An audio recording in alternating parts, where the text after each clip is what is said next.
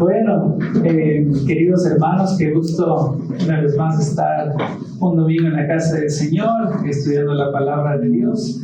Y voy a tener que decir que lamentablemente este domingo vamos a terminar la serie de cartas del Nuevo Testamento que hemos decidido estudiar juntos, y estas cartas son las epístolas de la prisión, ¿no es cierto? Las epístolas de la prisión, que son cartas que el apóstol Pablo escribió durante su primer encarcelamiento en Roma, y que hemos aprendido muchos de ellas, ¿ya? Hoy vamos a ver la última de estas cartas, y les voy a invitar a que por favor abran sus Biblias en el libro de Filemón, no vamos a tener quizás más predicaciones del libro de Filemón, ni tampoco una introducción al libro, porque este libro comparte la introducción al libro de los Colosenses. ¿Por qué razón decimos esto? Porque la iglesia de Colosas se reunía en la casa de este hermano que se llama Filemón. Entonces el contexto de la carta de Colosenses es el mismo que la carta de Filemón. Sin embargo, esta carta podríamos decir que es una carta muy personal. Se dice que muchas de las cartas del Nuevo Testamento son escritas con este tinte, ¿no es cierto? El apóstol Pablo siendo muy cariñoso a las iglesias, algunas de ellas diciéndoles, el apóstol Pablo: ustedes fueron tan amables que nosotros, que ustedes estuvieron dispuestos a sacarse sus propios ojos por amor a mí y dármelos para que yo haga el ministerio de Dios. A otras también diciéndoles que Él se ha puesto como si fuera una nodriza para cuidarlos a ellos como si fueran sus propios hijos, ¿no? Pero esta carta de Filemón, podemos decir que es una carta más personal que las que acabo de mencionar, porque está escrita literalmente hacia una persona. Podríamos decir que está escrita a una familia entera que abría las puertas de su casa para que la iglesia de Colosas se reúna. Así que lo que vamos a hacer en esta mañana básicamente es recordar la historia de Filemón, pero vamos a notar todos juntos que el tema principal del que habla Filemón es acerca del perdón, hermanos. Filemón, la carta de Filemón, habla acerca del perdón. Y a diferencia de otros pasajes que nosotros encontramos en las Escrituras que nos hablan acerca de ese perdón horizontal, de ese perdón vertical que tenemos con Dios, de esa salvación que por pura gracia nosotros hemos recibido, a ese favor de Dios mirando al Dios de todo el universo descender y hacerse hombre para poder decirle al hombre pecador: reconcíliate conmigo y ven y entre en una relación salvadora que yo te la ofrezco. En este caso, el libro de Filemón habla de nuestro perdón, pero en términos horizontales. ¿Cómo es que yo necesito perdonar a la persona que está al lado mío? ¿Cómo es que yo tengo que relacionarme con la persona que vive conmigo día tras día, o la persona con la que yo convivo en mi trabajo, en las situaciones particulares que yo estoy teniendo, mis compañeros de trabajo? Esa clase de perdón, aunque naturalmente el perdón que vamos a notar aquí va a ser un llamado específico de cómo nosotros como creyentes debemos tratarnos unos a otros, porque la respuesta que nosotros tendríamos de alguien que no es un creyente, nosotros no podemos esperar que sea una respuesta bíblica de alguien que no conoce al Señor. Pero si es alguien que conoce al Señor, sí podemos esperar que manifieste una clase de perdón como aquella que vamos a leer en esta carta. Así que vamos a revisar en primer lugar toda la historia de Filemón, qué es lo que sucedió. Vamos a ir dando algunos detalles. Y al final de toda esta revisión vamos a hablar acerca de cosas específicas que aprendemos de la vida de Filemón y la vida de Onésimo, y de estos tres grandes personajes que son acá: el apóstol Pablo, Onésimo y Filemón. Así que si ustedes están allí en la carta, vamos a leer juntos desde el verso 1 al verso 25. Y dice así: Pablo, prisionero de Jesucristo, y el hermano Timoteo, al amado Filemón, colaborador nuestro, y a la amada hermana Apia y a Arquipo, nuestro compañero de milicia, y a la iglesia que está en tu casa. Gracia y paz a vosotros de Dios nuestro Padre y del Señor Jesucristo. Doy gracias a mi Dios, haciendo siempre memoria de ti en mis oraciones, porque oigo del amor y de la fe que tienes hacia el Señor Jesús y para con todos los santos, para que la participación de tu fe sea eficaz en el conocimiento de todo el bien que está en vosotros por Cristo Jesús. Pues tenemos gran gozo y consolación en tu amor, porque por ti, oh hermano, han sido confortados los corazones de los santos. Por lo cual, aunque tengo mucha libertad en Cristo para mandarte lo que conviene, más bien te ruego por amor, siendo como soy, Pablo, ya anciano y ahora además prisionero de Jesucristo. Te ruego por mi hijo Onésimo, a quien engendré en mis prisiones, el cual en otro tiempo te fue inútil, pero ahora a ti y a mí nos es útil, el cual vuelvo a enviarte. Tú pues, recibidle como a mí mismo.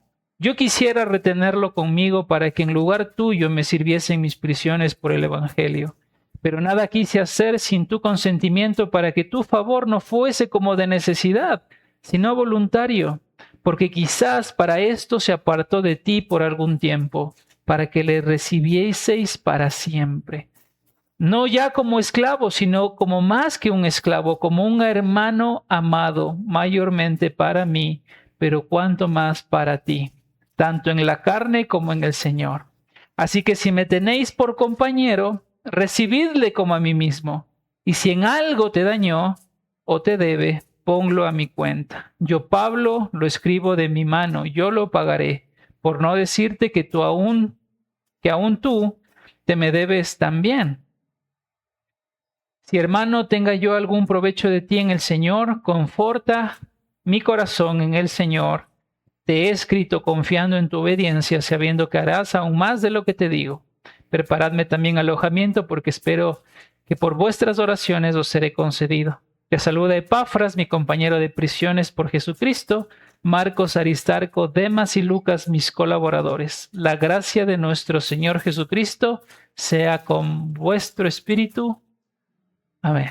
Amén.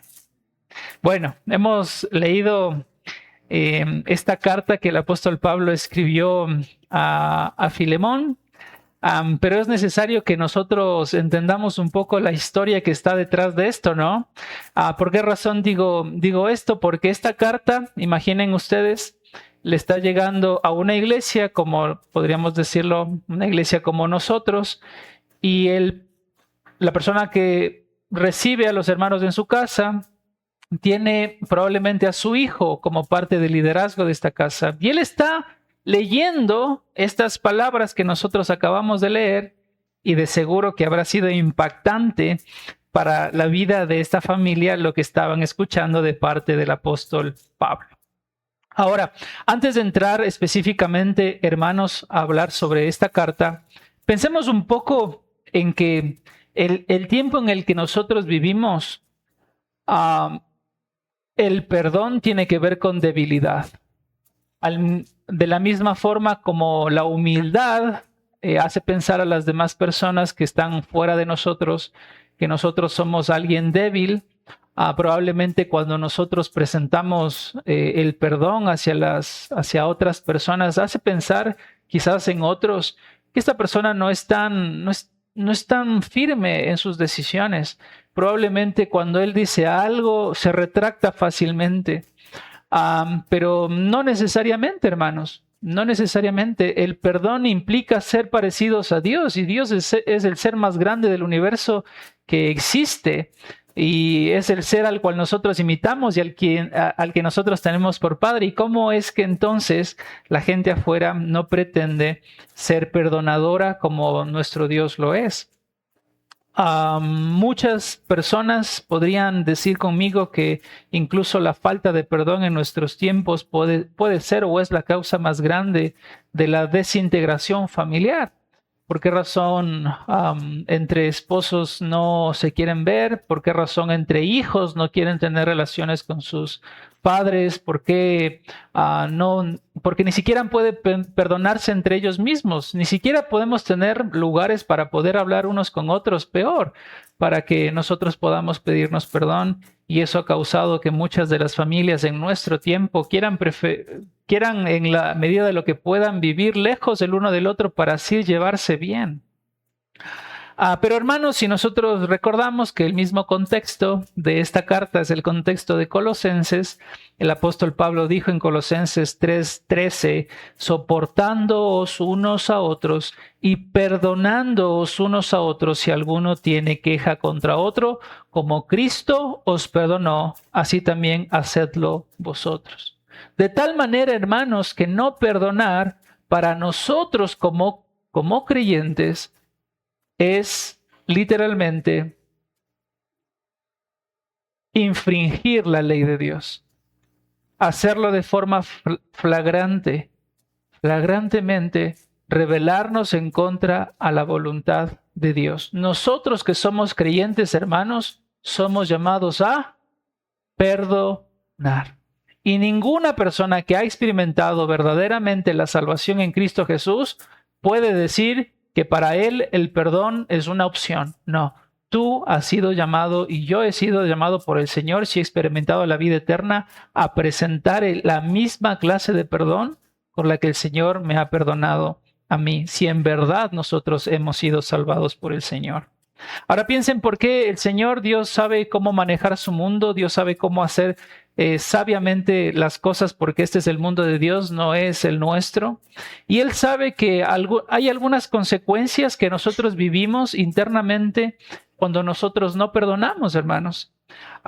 No sé si alguno de ustedes en algún momento de su vida no perdonó y podría estar de acuerdo conmigo al decir que al no perdonar quedas detrás de la reja. Es decir, que te quedas atrás en el pasado.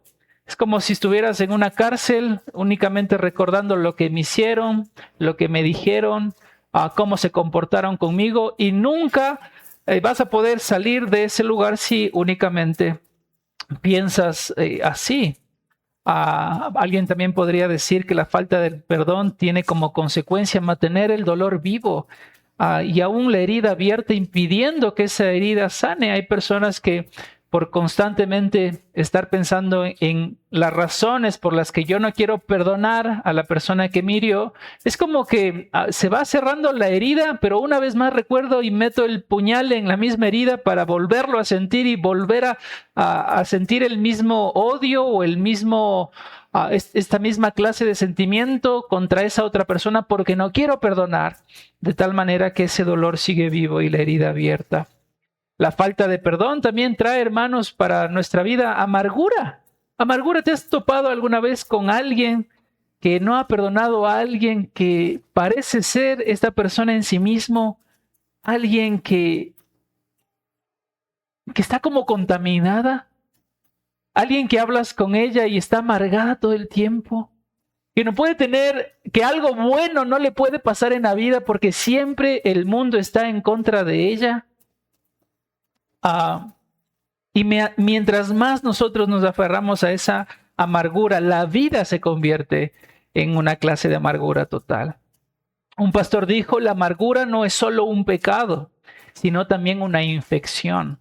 Porque el autor a los Hebreos dijo que ninguno de nosotros deje de alcanzar la gracia de Dios brotando alguna raíz de amargura, y eso nos estorbe y que por ella seamos contaminados.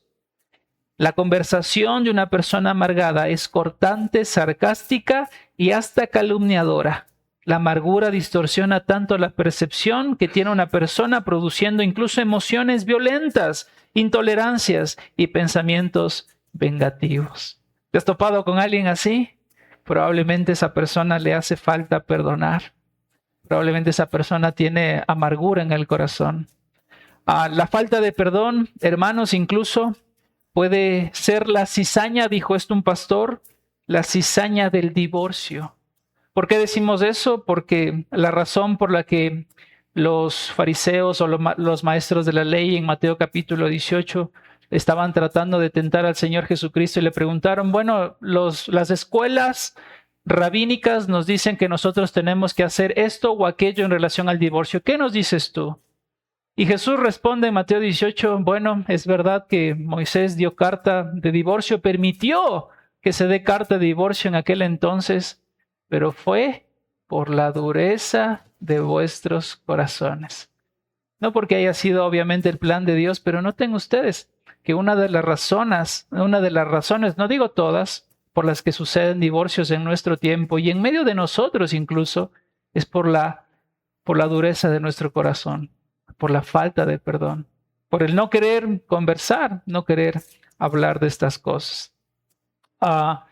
Y solo una cosa más para que tengamos en cuenta en relación al perdón, y es que la falta de perdón hace que también nosotros no tengamos una correcta relación con Dios.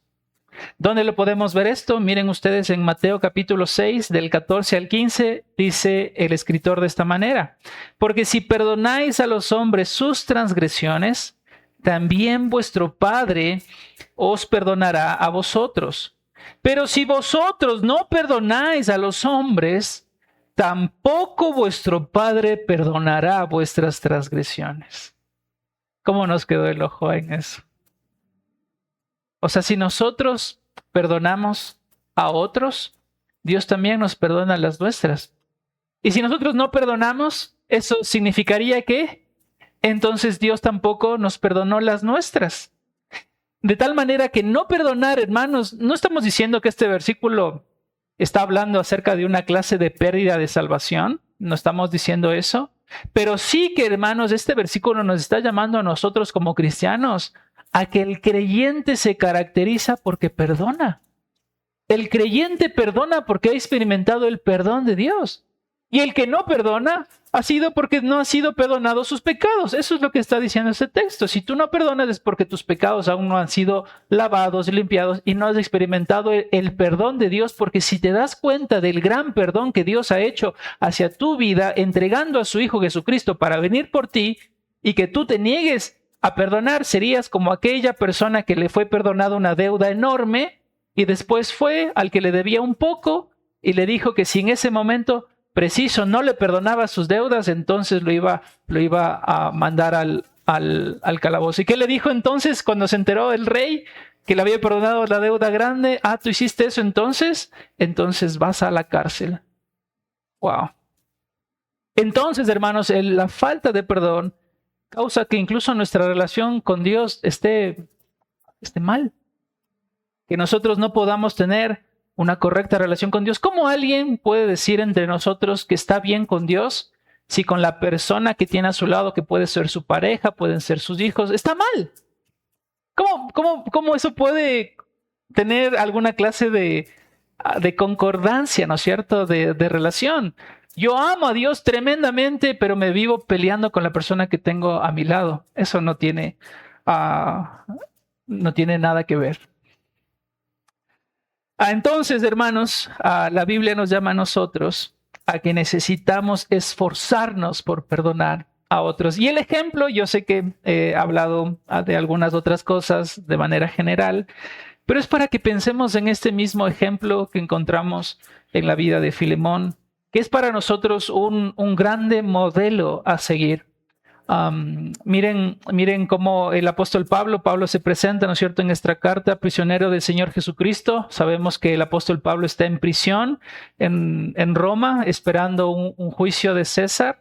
Probablemente entendemos a la luz de la palabra en otros escritos que esa prisión que le está experimentando, aunque difícil, no iba a ser la última. El apóstol Pablo iba a salir en libertad, pero hoy se encuentra preso y en esa prisión está junto al hermano Timoteo escribiendo esta carta y le escribe hacia este colaborador llamado Filemón. Y Filemón, hermanos, es conocido por ser probablemente una persona que tenía muchas riquezas. ¿Por qué decimos eso? Porque la iglesia se reunía en la casa de Filemón, ¿no es cierto? Y obviamente para que tú puedas tener a 50 personas o 100 personas o el número que sea dentro de tu casa sin entrar en conflicto con ti mismo ni con tu esposa, necesitas tener un lugar grande. De tal manera que probablemente Filemón haya tenido una casa grande, se reunía la gente allí. Y eso nos habla mucho de la disposición de personas que probablemente en la administración de Dios les han sido dotados de algunos recursos y los ponen a disposición de Dios, y uno de esos era nuestro hermano, o fue nuestro hermano Filemón.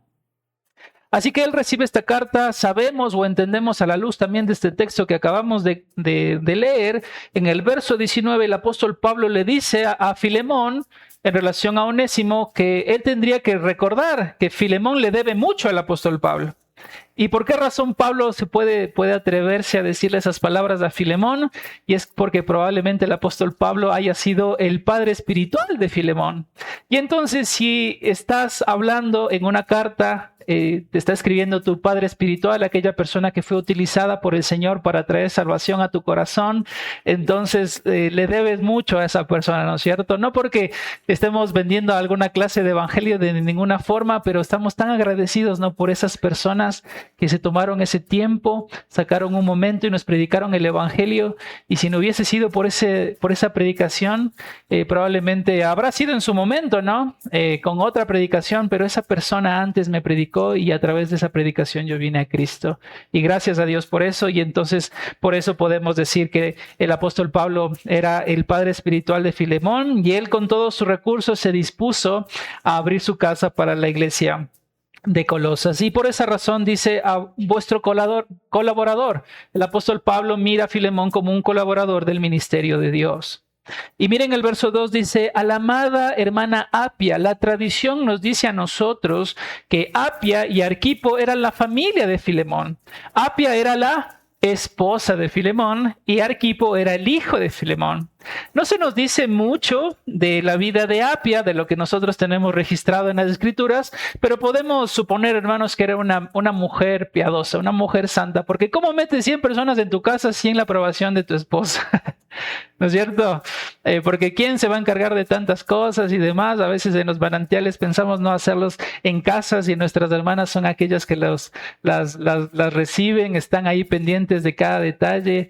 Así que podemos suponer que era una hermana piadosa o una familia piadosa en general. Y sí sabemos un poco más de la vida de Arquipo, porque al igual que en este pasaje del verso 2, se habló de Arquipo en Colosenses capítulo 4, al final, en los saludos del apóstol Pablo, diciéndole, el apóstol Pablo, o animando a Arquipo a cumplir con el ministerio que se le había sido otorgado de parte de Dios. Y ese ministerio probablemente tenía que ver con la predicación de la palabra.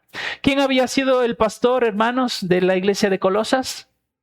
¿Recuerdan ustedes? Epáfras, ¿no es cierto? Pero en los saludos finales del apóstol Pablo en Colosenses, ¿dónde estaba Epáfras? Junto con el apóstol Pablo.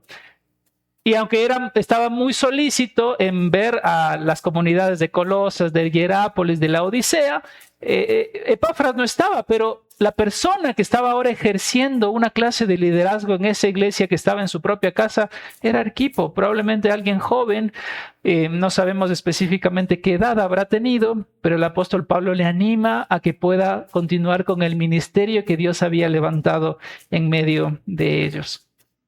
Ahora, noten ustedes, hermanos, que era una familia piadosa, pero ahí tenemos la primera parte de esta historia grande, ¿no es cierto?, de la familia de Filemón. Ya conocemos a los personajes principales, ya conocemos a la familia que va a dar lugar a esta historia. ¿Y qué había pasado esta familia? Como ya dijimos, por los recursos que habrían tenido, quizás también tenían muchas personas a su cargo. Onésimo, del que vamos a hablar después, era un esclavo de su casa. Para que una persona en ese tiempo tenga esclavos a su cargo, también implicaba que podía tener más recursos para que se encarguen de la administración de sus posesiones. Una de esas personas era Onésimo. Y aunque no sabemos cuántos otros empleados habrá tenido Filemón, podemos suponer que si tenía a uno, probablemente habían más. ¿Y qué es lo que había sucedido? Que mientras él hacía su vida normal junto a la iglesia, hubo un esclavo que decidió rebelarse, un esclavo que decidió tomar algo que no le pertenecía, un esclavo que tomó o le defraudó a su amo, a Filemón, y decidió huir.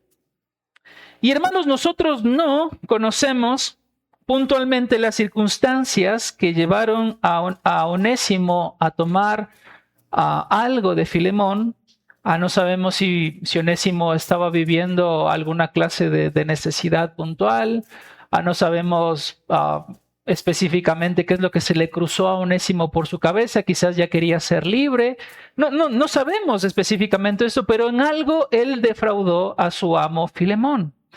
Ahora sabemos qué le robó a Filemón. Tampoco sabemos lo que le robó a Filemón. Piensen ustedes, si Onésimo se convirtió con el apóstol Pablo en Roma, eso significa que Onésimo habrá pensado, cuando estaba tomando las cosas de Filemón, que él iba a irse a la ciudad más lejana del mundo conocido en aquel entonces. ¿Y esa ciudad cuál era? Roma, ¿no es cierto? Voy a la parte más lejana del mundo conocido de aquel entonces. Voy a desaparecer de la gente, más de 1 millón de personas viviendo en Roma en ese tiempo. Entonces, para poder llegar a ese lugar, necesariamente tendría que ir con dinero, porque ¿cómo voy a hacer una vida nueva en un lugar nuevo sin tener recursos? De tal manera que podríamos pensar que fue dinero lo que le usurpó a Filemón, o pudo haber sido, hermano, ropa. Si la clase de vestimenta que tú tienes en el primer siglo de una se podría decir, de una clase de personas que se dedicaban, en este caso, a servir en una casa, implicaba que la gente lo identifique como un esclavo, entonces necesito cambiarme de ropa. Probablemente le habrá robado también ropa. O puede ser, hermanos, que Filemón le haya robado de que Onésimo le haya robado a Filemón un caballo, ¿no es cierto? Porque ¿cómo llegas a Roma a pie? 30 kilómetros de camino implica un día de camino, son 30 kilómetros caminando. ¿Cómo haces para llegar a Roma desde Colosas y tan pronto, ¿no es cierto? Quizás fue un caballo, quizás fue dinero, quizás fue ropa, no sabemos específicamente, o quizás fue todo, ¿no es cierto? Estas cosas que Onésimo tomó de parte de Filemón para ir hacia el lugar más lejano en su cabeza. Pero Onésimo no sabía, hermanos, que mientras él estaba apartándose y viajando al lugar más lejano de la voluntad de Dios, al igual como le pasó con Jonás, él se estaba prácticamente acercando hacia lo que Dios quería hacer con su vida. Porque de la misma forma, hermanos, nosotros no sabemos en las diosidencias que existen que este Onésimo, aunque decidió viajar a la ciudad más lejana, se encontró con una persona en medio de 1 millón de personas, y esa persona fue el apóstol Pablo. ¿Y el apóstol Pablo dónde estaba? En la cárcel. ¿Y cómo haces para que por coincidencia, entre comillas, te encuentres con alguien encarcelado si el apóstol Pablo está allí? ¿Te das cuenta? Encarcelado, probablemente esposado a un soldado romano que después de algunas cuantas horas se turnaban en relación a las esposas. ¿Cómo haces para encontrarte de casualidad con alguien como el apóstol Pablo y en esas circunstancias? Solo el Señor lo pudo hacer, ¿te das cuenta? Y Onésimo llega donde el apóstol Pablo, como habitualmente lo suele hacer, y arde su corazón por hacerlo, le predica el evangelio. Onésimo llega a Cristo, Onésimo se arrepiente de sus pecados, y Onésimo es ahora llamado un hermano en la fe del apóstol Pablo. ¡Wow! Y tremendo, ¿no es cierto? Pero ahora, ¿qué pasó después? Quizás Onésimo le habría contado, ¿no es cierto?, al apóstol Pablo: mira, Pablo, yo vengo de una ciudad muy lejana a la que tú estás ahora, y te quiero contar que salí robándole a la casa de uno llamado Filemón. Y probablemente el apóstol Pablo: pero ¿cómo? A ver, Filemón, pero ¿de Colosas? Sí, de Colosas. ¿Y tiene una iglesia en su casa? Sí, tiene una iglesia en su casa. Entonces, me estás hablando de mi amigo Filemón. ¿Y qué le hiciste a mi amigo Filemón? Tomé alguna de estas cosas, lo defraudé a Filemón. No sabemos si fue así, o no sabemos. Imagínense que Onésimo ya haya sido convertido, Pablo le predicó el evangelio, y por ahí Onésimo quiso quedarse calladito, ¿no es cierto? Como nosotros. Quiso quedarse calladito, ya lo pasado pisado, y no mencionemos nada más. Pero llega al apóstol Pablo: Epafras, Epáfras, el pastor de la iglesia, porque lo encontramos en Colosenses capítulo 4 con el apóstol Pablo ahí. Y entonces va y llega el pastor y le dice, pero Onésimo, mira dónde te encuentro, ¿no es cierto? Junto al apóstol Pablo, y probablemente Onésimo podía haberse quedado rojo. Y no le habrás contado, Onésimo, que eras esclavo de Filemón y qué pasó, por qué no volviste, si ahora ya eres un hermano amado.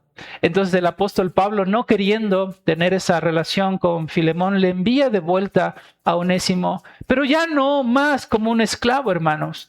Ya no más como alguien que simplemente servía en la casa de un hermano de muchos recursos de una iglesia llamada Colosas, sino como a un hijo de Dios, como alguien salvado por la gracia de Dios. Y Pablo lo envía ahora reconociendo que Onésimo era alguien confiable y alguien útil, porque en sus manos, junto con las de Tíquico, Colosenses 4:1, ¿qué le deja? Le deja la carta de la iglesia de Colosas y la carta a la iglesia a la iglesia de Éfeso. Efesios, Colosenses y Filemón fueron llevados por Tíquico y por Onésimo. Así que les confía, el apóstol Pablo confía las cartas del Nuevo Testamento a esta persona que era un fugitivo, que era un esclavo, que era un defraudador, pero que ahora es útil porque llegó a Cristo, llegó al Evangelio, y Pablo puede confiar en esa persona. Ahora piensen ustedes, esto pasó, ¿no es cierto? Pero Filemón seguía en su casa, quizás lo que le robó no habría representado mucho de lo que él tenía, pudo haber seguido haciendo lo que él habitualmente estaba haciendo, ¿no es cierto? Y las reuniones de la iglesia podían haber seguido en la iglesia, así que él estaba adorando, él seguía haciendo su vida normal. Y de pronto llega o ve por la puerta que se acercan dos personas, el uno llamado Tíquico y el otro Onésimo. Ponte en el lugar de Filemón. Primero, creo yo, hermanos, que Filemón se habría quedado como, no entiendo nada. Porque si tú me robaste algo y quieres desaparecer del mapa, no vas a regresar acá. No vas a regresar a mi casa, al lugar donde en el lugar donde tú defraudaste. No lo vas a hacer. Entonces algo pasó, y aparte de eso, acompañado de alguien que viene enviado por el apóstol Pablo, y encima de eso con cartas escritas del apóstol Pablo para la iglesia que está en mi casa y para mí. ¿Qué pasó? Y abre, ¿no es cierto? Probablemente leyeron la carta de Colosenses, leyeron el versículo de Colosenses 3:13, perdonaos unos a otros, y Pablo ahí preparó todo el terreno, y después abre la carta escrita a Filemón para toda la iglesia, porque dice, te escribo a ti y a los tuyos, a tu familia, pero a la iglesia que está en su casa. Así que probablemente esta carta que estamos leyendo, que quedó también para nosotros, la leyeron los hermanos ahí en ese momento. Y le dice el apóstol Pablo en el verso 4, doy gracias a mi Dios, haciendo siempre memoria de ti. O sea, ya vieron que estamos como en esta historia. O sea, imagínense a Onésimo temblando de miedo en la puerta, junto con Tíquico, Filemón abriendo la carta, y él lee estas palabras de parte del apóstol Pablo. Doy gracias a mi Dios, haciendo siempre memoria de ti en mis oraciones. No significa que el apóstol Pablo, todo el tiempo que él oraba, él estaba orando por Filemón, sino que cada vez que el apóstol Pablo se recordaba la vida de Filemón, porque naturalmente, ¿cuál era el contexto? Que el apóstol Pablo sabía que le estaba enviando a Onésimo y sabía lo que estaba viviendo y lo que podría llegar a pasar cuando Onésimo llegase. Entonces el apóstol Pablo dice, yo estoy orando por ti. Y oigo, hermanos, le dice a Filemón, oigo que dentro de los hermanos se habla que tú tienes amor y fe al Señor Jesucristo.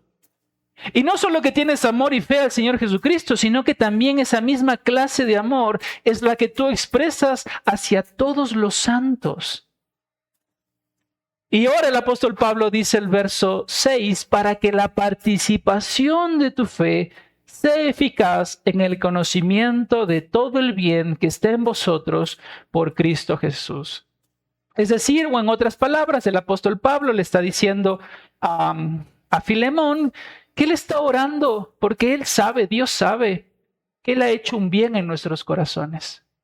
Y que ese mismo bien, que es la gracia de Dios a través de Jesucristo, no solo ha venido como la persona de Jesucristo, sino que Cristo nos ha dado muchos otros beneficios en nuestra vida. Nos ha llenado de amor, nos ha llenado de misericordia, nos ha llenado de paciencia. Segunda Corintios capítulo 1 dice el apóstol Pablo que incluso cuando nosotros somos consolados por Dios en nuestras dificultades, Dios lo hace para que nosotros aprendamos a cómo consolar a otros. Entonces Dios nos capacita a nosotros y Pablo dice en el verso 6 entonces que él está orando para que esa fe que él tiene en el Señor Jesucristo se muestre en estas buenas cosas que Cristo en el corazón de un creyente le hace hacer a un creyente. Verso 7. Pues tenemos gran gozo y consolación de tu amor. De vuelta hace referencia al amor que tiene Filemón para con Dios y para con los santos. Y miren cómo le dice el apóstol, porque por ti, oh hermano, han sido confortados los corazones de los santos. Toda esta porción, hermanos, es la introducción que el apóstol Pablo quiere hacer para pedirle algo a Filemón. Si ustedes notan aquí, es como las vueltas que nosotros hacemos como ecuatorianos para decir algo. Y explicamos todo el contexto para después pedir, por favor, ayúdame a hacer esto. Es lo que está haciendo más o menos el apóstol Pablo. Porque le está primero recordando a Filemón quién es él en Cristo. Le está recordando a Filemón qué es lo que él había recibido por Cristo Jesús en su corazón. Los beneficios que ahora Cristo había producido en su vida y lo que ya él estaba dando como frutos. Porque dice que este hermano Filemón no es que tenía que confortar el corazón de los santos. Filemón ya lo hacía. ¿Y qué implica eso, hermanos? ¿Qué significa confortar el corazón de los santos? La palabra confortar significa dar descanso. Dar descanso. Es decir, que cuando una persona venía a Filemón, que naturalmente se encontraba con todos los de la iglesia, porque la iglesia, ¿dónde se reunía? ¿Dónde se reunía en la iglesia? En su casa. Entonces, en algunos casos, él recibía a todas las personas y ven, ¿y por qué estás llorando en esta ocasión? Y te fue mal. Y bueno, ven, vamos a orar juntos. ¿Te puedo ayudar en algo? Es más, si yo tengo un poco más de recursos, mira, hay que hacer tal cosa, te doy ese trabajo y bueno, recupérate, sigo orando por ti. ¡Wow! ¿Qué descanso habrían experimentado esas personas a través de la consolación que Filemón decía con sus palabras, pero a la vez por el mismo hecho de tener a la persona de Filemón con ellos? ¿Sí o no? Hermoso, alguien donde puede descansar el corazón. Ese era Filemón. Así que el apóstol Pablo, después de que le recuerda a Filemón quién es él y cómo él ha confortado el corazón de los santos, le dice en el verso 8 estas palabras: por lo cual, aunque tengo mucha libertad en Cristo para mandarte, porque el apóstol Pablo podría haberle dicho: yo, en función de apóstol, te recuerdo que la palabra de Dios dice que tienes que perdonar. Como dijimos al inicio de esta predicación, nosotros como creyentes tenemos que perdonar, no porque lo dice el pastor, porque lo dice Dios en su palabra. Perdonaos unos a otros vuestras ofensas. Lo dice Dios y es un imperativo y tenemos que hacerlo. Pero el apóstol Pablo, aunque bien pudiera haberle dicho esas mismas palabras, el apóstol Pablo dice: mira, no estoy ejerciendo mi poder apostólico, que yo lo tengo, porque he sido encomendado por el mismo Señor Jesucristo, sino que te ruego, Onésimo, que te des cuenta cómo soy yo, el apóstol, ya anciano, prisionero del Señor Jesucristo, que he vivido todas estas cosas, he padecido todas estas cosas y ahora estoy preso porque quiero amar al Señor Jesucristo, para que tú, por favor, recibas a Onésimo, porque yo lo engendré en mis prisiones, verso 10. El cual en otro tiempo te fue inútil, pero ahora a ti y a mí nos es útil. La palabra onésimo es un juego de palabras que encontramos acá. La palabra onésimo significa útil, pero antes de conocer a Cristo era un completo inútil. Pero ahora que conoció a Cristo es más útil que nunca. Es más útil que nunca. Entonces el apóstol Pablo, mirando esto, le dice a él en el verso 12 que el apóstol Pablo lo vuelve a enviar a él y dice, recíbele como a mí. Miremos la traducción a la Biblia de las Américas de este mismo pasaje, verso 12. En toda la carta se repiten 3 veces la palabra corazón. Verso 7, que es la forma en que el apóstol Pablo le dice a Filemón, han sido confortados los corazones de los santos por medio de ti. Esa palabra corazones es la primera ocasión. En el verso 12, aunque en nuestra traducción de la Biblia de la Reina Valera no la tenemos, pero la Biblia de las Américas traduce, Él es mi corazón. Si lo podemos proyectar, podemos verlo también. De tal manera que quedaría este pasaje de esta manera, el cual yo te vuelvo a enviar, hablando Pablo de Onésimo, tú pues recíbele, Él es mi corazón. Ahora nosotros sabemos que obviamente en el primer siglo o incluso los griegos antes, a diferencia de nosotros, que tenemos la palabra corazón para hablar de la parte más íntima de nosotros, ¿no es cierto? Cuando nosotros a veces decimos, ay, es que me dolió en el corazón, ¿qué estamos diciendo? Que me dolió hasta lo más profundo de mi ser, ¿no es cierto? A diferencia de nosotros, los griegos, y en el primer siglo hablaban de las entrañas. Ya me dolió hablando sobre lo más íntimo, de donde nacen los sentimientos y las emociones. Para ellos eran las entrañas, que para nosotros en nuestro tiempo es llamado corazón. Pero tiene que ver con la parte íntima, con el interior de la persona, cómo es la persona, la personalidad, las características puntuales que hacen a una persona tal y como es, está en el interior de la persona, porque lo que está por fuera únicamente, bueno, es un estuche, ¿no es cierto? Que va a ser obviamente transformado en la gracia de Dios para tener un cuerpo glorificado y estar eternamente con el Señor. Pero lo que nos hace nosotros es lo interno. Y Pablo le dice, recíbele a él, a Onésimo, él es mi corazón. Él es mi corazón. Entonces, así como decimos nosotros, a fin de año, por poner un ejemplo, tú, mijito, que eres abogado, entonces haz el testamento para el viejo. Tú que eres hijo piloto, anda, vuélate a comprar unas aguas. Entonces tú, Filemón, que eres aquel que era considerado como aquel que conforta los corazones y como eres conocido como el que conforta los corazones, te envío un corazón. ¿Y qué tienes que hacer con ese corazón? Confortarlo, porque tú eres conocido por hacer esa tarea, por confortar el corazón de los santos. Y Pablo dice, te envío mi propio corazón, Onésimo es mi corazón. Ahora, hermanos, nosotros tenemos 2 opciones al tener el corazón de una persona. La primera es, al igual que Filemón, cuidar ese corazón. Alguien viene, ponlo de esta manera, alguien viene a ti, alguien que te ha ofendido, viene a ti y te pide perdón y te abre el corazón a ti y llora delante de ti y se quebranta delante de ti, porque en realidad quiere tener una buena relación contigo y te abre el corazón. No pretende ser menos. No pretende ser débil, no, simplemente quiere hacer lo que Dios le ha llamado a hacer, perdonar y te abre el corazón a ti.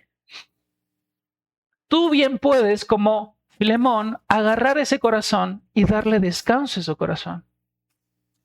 Porque bien podríamos nosotros, hermanos, y no sé a cuántos de ustedes les ha pasado con sus hijos pequeños, cuando vienen completamente llorando y que vienen, no pueden ni siquiera pronunciar una palabra, pero sabes que está completamente arrepentido y lo único que haces es dale un abrazo. ¿Sí o no? Eso es confortar el corazón. No importa. Bien. Un abrazo. Eso es la primera cosa que nosotros podríamos hacer con el corazón de alguien que busca el perdón. Confortar el corazón, abrazar, darle descanso a ese corazón tranquilo. Ese mismo descanso, hermanos, si ustedes recuerdan la historia del hijo pródigo, es el descanso que el padre estuvo dispuesto a darle al hijo cuando el hijo estaba preparando todo su discurso antes de venir a él. ¿Recuerdan ustedes? He pecado contra el cielo y contra ti. No soy merecedor de ser llamado tu hijo. Tus jornaleros comen tal y tal cosa y yo soy menos que ellos. Y cuando el padre lo ve lejano ahí en el horizonte y lo ve y dice que sale corriendo. No le importó la vergüenza de aquel entonces que un padre salga corriendo, que se le levanten los mantos. Sale corriendo. Y él dice, Padre, te abrazo, te beso, báñate, límpiate, te pongo un anillo, te sirvo comida, eres mi hijo. Ese es el cuadro, hermanos, de alguien que conforta el corazón.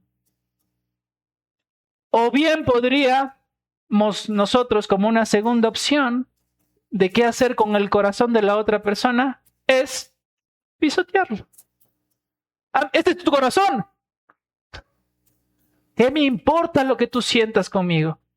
¿Qué me importa lo que me dijiste en el pasado? Me da igual lo que hayas hecho. A mí me pides perdón, pero primero sientes lo mismo que tú me hiciste sentir a mí cuando me ofendiste. Tienes que primero sufrir lo mismo que yo sufrí para que después yo te perdone.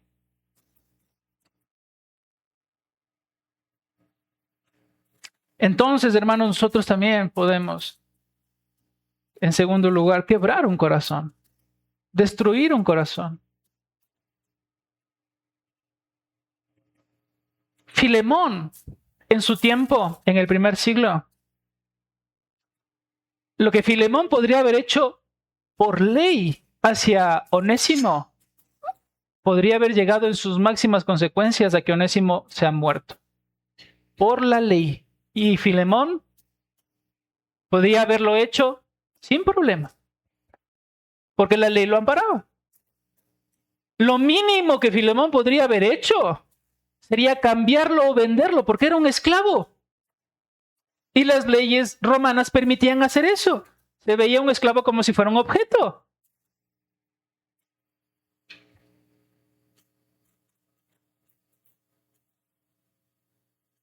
Pero ¿qué es lo que hizo Filemón? El que era el confortador de corazones. Confortó el corazón de Onésimo. Miren cómo sigue. Dice el apóstol Pablo en el verso 13, yo quisiera retenerle conmigo para que en lugar tuyo me sirviese en mis prisiones por el evangelio. Pero nada quise hacer sin tu consentimiento, sin que él primero no haya arreglado las cosas contigo. Yo bien pudiera haber hecho como apóstol que él se quede conmigo en la cárcel, ejercer mi derecho apostólico y que esta persona me sirva en el ministerio, pero sabía que era importante solucionar conflictos. Mis hermanos, es importante que aprendamos a solucionar conflictos. Y es importante que nos demos para charlas profundas, para hablar con las personas que tenemos que hablar sin interrumpir y sin pensar que nosotros tenemos ya en nuestra boca lo que es verdad y que es correcto. La única persona en el mundo que podía asegurar que todos sus argumentos eran verdad era el Señor Jesucristo. De tal manera que cuando el Señor Jesucristo les vio a esos fariseos y les dijo sepulcros blanqueados, era porque eran sepulcros blanqueados. Él no estaba percibiendo algo como nosotros percibimos la realidad. Yo percibo que te estás portando así, yo percibo que Jesucristo sabía exactamente. Pero nosotros, hermanos, no somos como Jesucristo. Nosotros podemos fallar, nosotros podemos percibir cosas que son erróneas. Y nuestros argumentos no siempre van a ser verdad.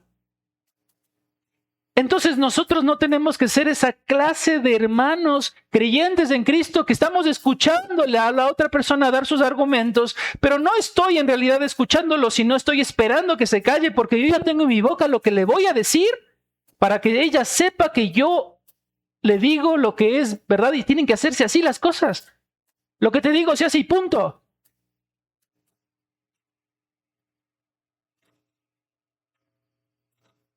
Pero Onésimo, ¿qué es lo que dice en en el verso, miren, el verso 20, nos adelantemos un poco, pero Pablo le dice, una vez más, donde es utilizado en tercera ocasión la palabra corazón, si hermano tenga yo algún provecho de ti en el Señor, conforta mi corazón. Conforta mi corazón. Aprende a solucionar conflictos. Ahora piensen en eso, ya vimos la escena, ¿no es cierto? Tíquico y Onésimo están entrando por la puerta de la iglesia. ¿Cómo habrá entrado Onésimo? Y sudando, él me puede matar. Aparte de eso, la vergüenza, hermanos, toda la iglesia te conoce. O sea, antes de que defraudes, participabas en la iglesia, probablemente te veía la iglesia, estabas con la iglesia, todo el mundo sabía que eres Onésimo. Y después de lo que hiciste, probablemente toda la iglesia se enteró de lo que hiciste. Entonces, aparte, ¿qué es lo que hace? Onésimo, imagino, sentir la culpabilidad, sentir la vergüenza, sentir temor, estar temblando. Pero ¿qué es lo que Filemón hace? Conforta su corazón, como aquel padre del hijo pródigo que va corriendo, que carga él mismo la vergüenza, que lo perdona. Y miren cómo el apóstol Pablo puede estar seguro de esto, porque en el verso 15 dice, porque quizás para esto se apartó de ti por algún tiempo. Quizás esto sucedió, hermanos, en la providencia de Dios para que ese Onésimo, ese esclavo, sea un creyente. Y que ahora vuelva a ti para que tú lo recibas para siempre, porque es tu hermano en la fe, porque va a compartir contigo el cielo. Y ahora entonces recíbele ya no más como un esclavo, sino como un hermano amado. Mayormente para mí, pero cuánto más para ti, tanto en la carne como en el Señor. Recíbele como un hermano. Y esto tiene que ver, hermanos, tiene que ver con esto, con restablecer relaciones. Hermanos, todos sabemos aquí, todos nosotros, ¿me puedes ayudar con la hora? No tengo mi teléfono. 2:05. Tenemos tiempo, yo me demoro un poquito más. Todos sabemos, hermanos, que el Señor Jesucristo es nuestro mejor maestro, ¿sí o no? Porque, ¿por qué? Piensen ustedes, ¿por qué las personas que más fueron exigentes con nosotros en nuestro tiempo de aprendizaje, nosotros los recordamos como nuestros mejores maestros? ¿Por qué los recordamos así?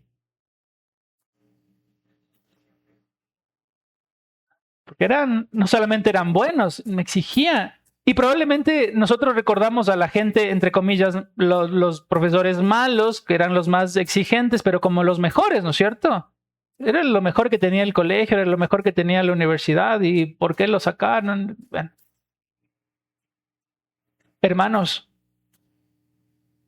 el Señor Jesucristo es nuestro mejor maestro, porque también, al igual que nuestros maestros terrenales, Él es exigente con nosotros.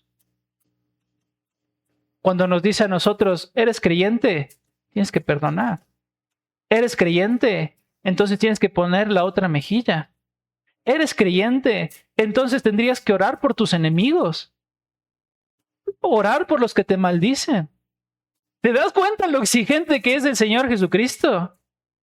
En 1 de Juan, el apóstol Juan dice, si nosotros, ¿cómo podemos decir que amamos al Dios que no vemos si al que vemos no le amamos? Así de blanco y negro es la cosa. Entonces se dan cuenta lo exigente que es el cristianismo, lo exigente que es Dios.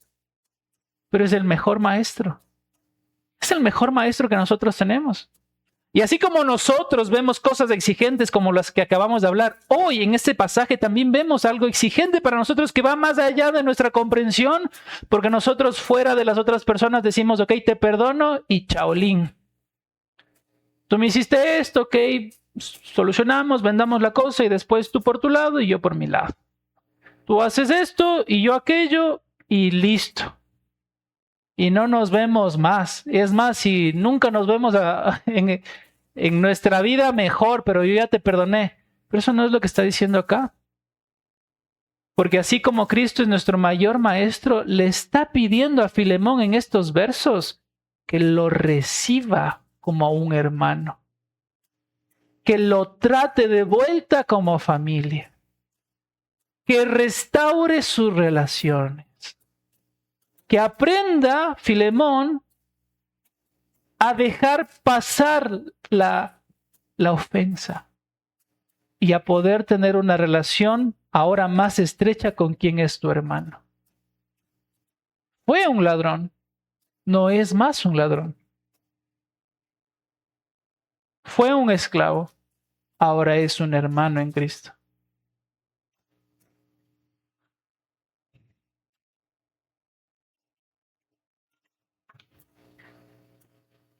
Pablo sabe que Filemón es un hombre piadoso y su familia es una familia piadosa, como lo acabamos de ver, ¿no es cierto? Y por eso Pablo dice en el verso 21 que él está seguro que él puede confiar en la obediencia de Filemón, sabiendo que incluso Filemón iba a hacer más de lo que el apóstol Pablo le estaba pidiendo hacer. Pero no es mucho, ya le estás pidiendo mucho a Filemón que haga con este Onésimo. Bueno, Pablo estaba consciente y podía pensar en la vida de este creyente llamado Filemón, que iba a ser mucho más, porque tiene a Cristo, porque en el verso 6 dice que Cristo ya ha dado un bien en su corazón y que por ese bien entonces Filemón podía manifestarse, participar, tener comunión con ese bien en Cristo Jesús y hacer cuanto más cosas para la gloria de Dios. Hermanos, al final del libro de Filemón podemos pensar, solo para terminar, en algunas cosas. ¿Estamos perdonando como Dios nos ha perdonado? Porque la forma en cómo nosotros hemos sido perdonados por Dios ha sido completa. Y Dios ha echado en el fondo del mar nuestros pecados y nuestras rebeliones. ¿Por qué nosotros, cuando perdonamos en ocasiones, volvemos a sacar lo mismo y lo mismo? Pero ya me perdonaste, dice la otra persona. Ya me perdonaste hace 5 años, ya me perdonaste hace 10. Eso fue cuando éramos niños. Ni te había conocido, ni estábamos casados, ni nada. Y aún no me perdonas por eso. Bueno, esa no es la clase de amor de Dios. Te perdono y ya está. Porque primera de Pedro, capítulo 1, dice que incluso es pecado, hermanos, a los creyentes recordar sus pecados pasados.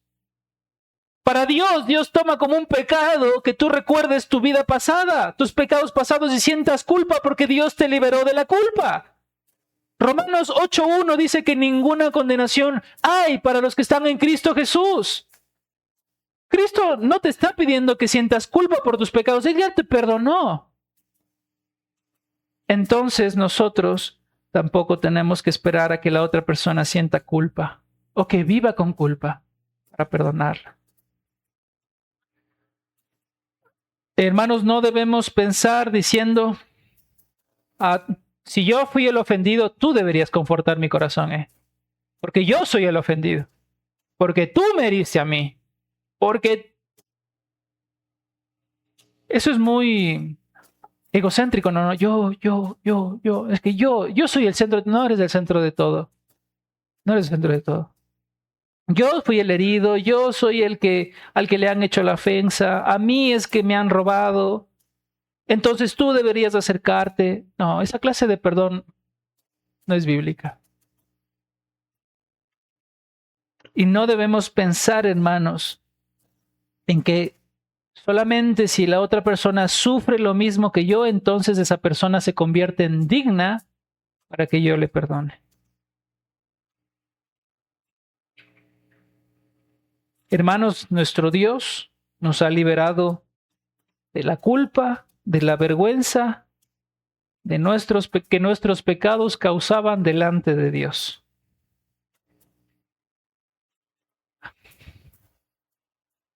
De tal manera, hermanos, que necesitamos mirar a Jesús y necesitamos nosotros mirar su sangre Y necesitamos nosotros mirar su cruz. Y necesitamos nosotros mirar sus clavos y su corona en la cruz. Para que cuando alguna persona diga, es que Raúl he tratado, pero no quiere hablar conmigo. ¿Y cuántas veces lo intentaste? Pues una sola ocasión me acerqué. Pero es que me he esforzado hasta el último, yo he tratado de hacer todo. En cuanto depende de mí, yo he hecho todo.